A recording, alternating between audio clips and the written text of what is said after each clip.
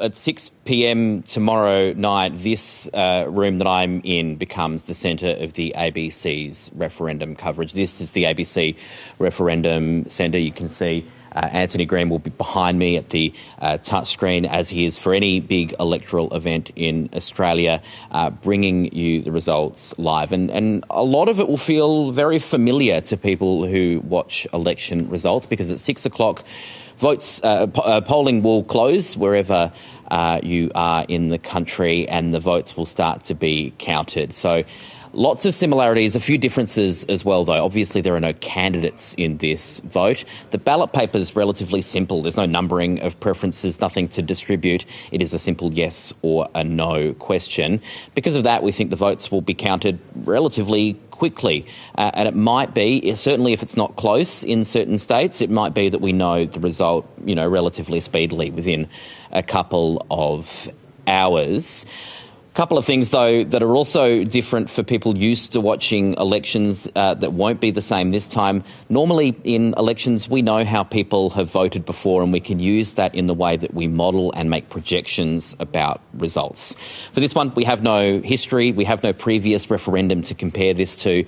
So all the numbers you see, they're going to be raw numbers, and that means that the very early figures probably won't be indicative of the final numbers. The first votes that come in are probably going to be from small rural booths in regional Australia. History of voting and history of referendums in Australia suggests that those areas might be more likely to vote no than, say, the inner cities. And so we just want to caution people to say the very early figures, just wait until we have votes in from the cities before drawing any big conclusions about how states have voted. But Anthony will be here talking us through all of that from 5:30 tomorrow night. We've got a panel of experts as well. Bridget Brennan, Dan Borgia, David Spears, and a whole host of guests that will both be unpicking what the result is, but also, very importantly, what the result means for Australia. And Casey, you said that the result could be speedy. Now, we know there are two conditions for the referendum to get up. That's the majority of votes, the majority of states.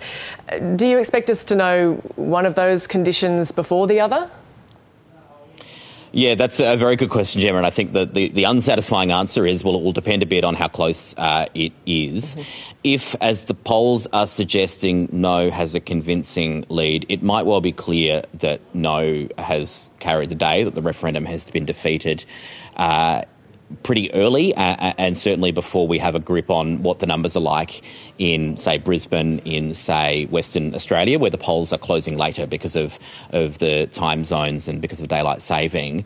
It may well be that we're able to project results in the eastern states before we know the result in Western Australia. That's if it's, a relatively clear result, of course. If it's not, we're waiting for more pre-polls. We're waiting for the West to close and start to count. If, as I'm sure many on the yes side are still desperately hoping for, that this ends up being a yes victory, it's likely that we're waiting for longer. It really will just depend, unfortunately, on how people have cast their votes and how close it is. And as you said, there's going to be a familiarity about the coverage there. What about the day tomorrow? What's it going to feel like? Is it going to be like an election, something different? And are there rules around that? Yeah, the rules are pretty much the same as they are for any other general election. There will be polling places in most cases. If you voted somewhere in the federal election last year, you can probably go to the same place tomorrow to vote. Of course, do check with the AEC. There is a guide on their website about where to vote. The polling places do change, but for most people, you'll be able to go to the same school or church or community centre. Probably will be able to pick up a democracy sausage as well. All of that will feel much the same, obviously, with the big difference that you won't have party political campaigners trying to hand you leaflets. You'll have people with who are campaigning, who are hoping for yes or for no, handing you leaflets, as we've seen at pre-poll centres around the country in the last 2 weeks. So the day itself will feel very similar. The very early stages of our results coverage will feel, much the same as an election. But obviously, this is not an election. We're not talking talking about electing a Prime Minister. We're talking about our Constitution. We're talking about a very long debate that has been at times very difficult for many people, including, but not only, for First Nations Australians. And so there is a lot, I think, to discuss after tomorrow night, and we know the result. Regardless of what that result is, whether it is a yes or a no, there will be a lot of reflecting on what that means for us as a nation going forward, and what it means in terms of recognition, reconciliation, closing the gap, and what it is to be an Australian in the years ahead.